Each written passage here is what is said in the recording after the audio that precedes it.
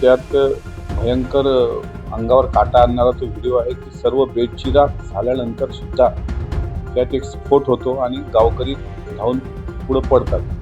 मग त्यामध्ये जिलेटिन ठेवल्या गेले होते का? त्यामध्ये स्फोटक काही द्रव्य ठेवल्या गेली होती का? म्हणजे काही दिवसांपूर्वी खासदार बजरंग सोनवणे यांच्या पत्रकार परिषदेत जसं त्यांनी शंका व्यक्त केली होती की यामध्ये स्फोटक आहेत का, तशीच एक शंका या निमित्तानं पण निर्माण झाली की स्फोट होता की त्यात स्फोटके ठेवली होती.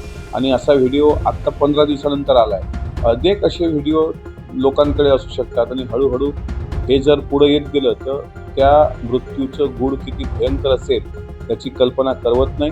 आणि जर त्यात स्फोटक असतील, कारण मला जेवढी माहिती मिळते विमान धावपट्टीला स्पर्श करण्यापूर्वीच स्फोट झाले होते. म्हणजे स्पर्श केल्यानंतर जर स्फोट झाले असते, आदळल्यानंतर स्फोट झाले असते तर समजून गेलो असतो आपण विमान अपघात आहे.